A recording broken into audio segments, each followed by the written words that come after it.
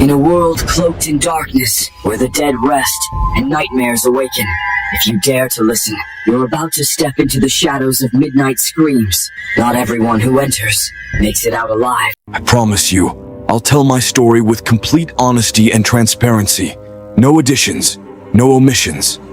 I'm Mike, a regular guy from a small town, raised by my mom after my dad passed away when I was just 16. Growing up wasn't easy.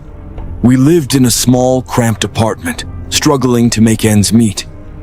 Even though my dad's side of the family was well off, there was always something mysterious about our relationship with them, especially with my Uncle Nathan.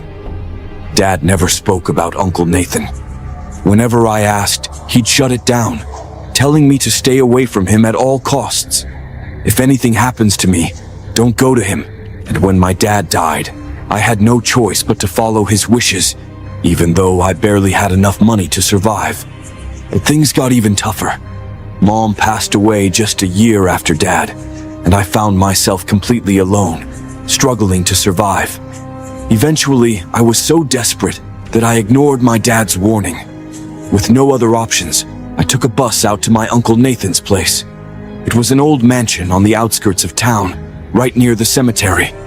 The moment I approached the house, I felt an overwhelming unease. The place was dark, as if the light had long abandoned it. Strange whispers seemed to float from nowhere. As I pushed open the heavy creaking door, my uncle was waiting there, smiling. He welcomed me in, saying he'd been expecting me. "I knew you'd come around, Mike. You're smarter than the rest." The house was huge, with over a dozen rooms, each filled with bizarre antiques and furniture that looked like it hadn't been touched in decades.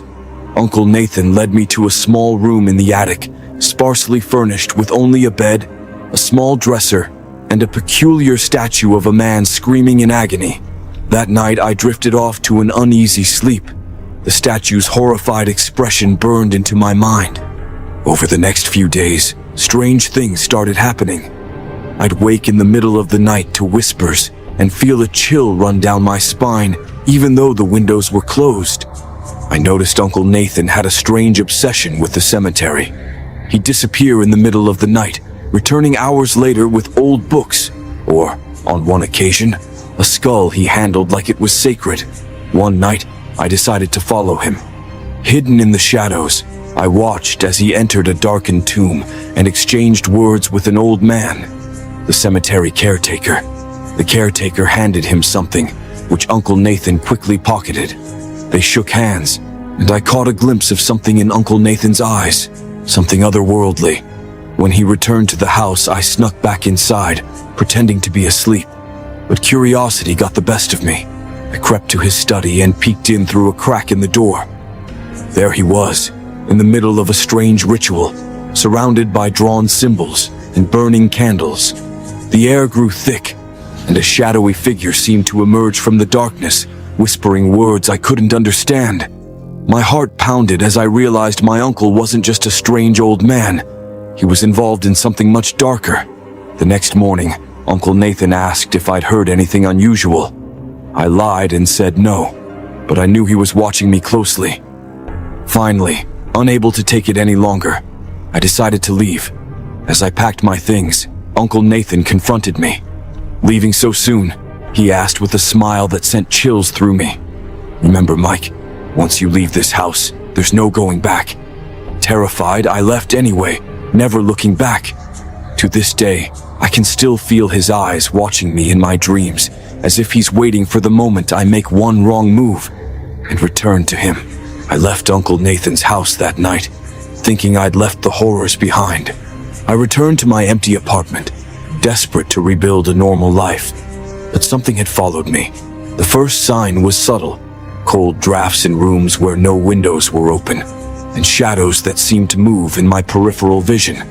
I tried to shake it off, telling myself it was just paranoia after all I'd seen. A week later, things took a darker turn. I woke up in the middle of the night to a whisper, low and faint.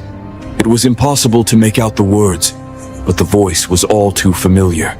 My body froze as I realized it was Uncle Nathan's voice, echoing from somewhere in my apartment. I could hear him calling my name, almost mockingly, as if daring me to face him.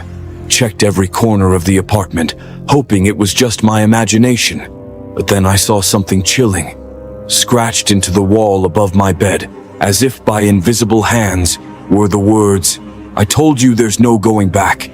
Every night after that, I was haunted. Objects would move around on their own. Doors would slam shut with no one nearby. And worst of all, I began seeing figures, shadowy silhouettes watching from the corners of my room, lingering just out of reach. I tried everything, cleansing rituals, prayers, even a visit to a local priest, but nothing worked. Uncle Nathan's influence had embedded itself in my life, feeding off my fear and uncertainty. One night, in sheer desperation, I returned to the cemetery near Uncle Nathan's house, hoping that maybe there was some way to break free. The cemetery was dark, with thick mist hanging low over the gravestones. I made my way to the tomb I'd seen him enter, hoping to find a clue. As I reached it, I felt that familiar chill crawl up my spine. Suddenly, I heard his voice again, clear and close, as if he were right beside me. "Mike," he whispered, "I told you, you belong to me now." I turned and there he was, a figure barely human, distorted and twisted, with hollow eyes that seemed to look straight through me. My legs refused to move. I was paralyzed with fear as he came closer, his twisted smile growing wider. He lifted a finger and pointed directly at me. I closed my eyes and screamed, "Leave me alone." When I opened them, he was gone, but the air felt charged, and I knew he was still there, lurking just beyond my sight. That night I finally understood. Uncle Nathan hadn't just haunted me. He had marked me, as if binding a part of himself to my soul. I would never truly be free. To this day, I live with his presence, feeling his gaze on me from the shadows. I've tried to tell my story, hoping it might lessen his hold, but it's only grown stronger.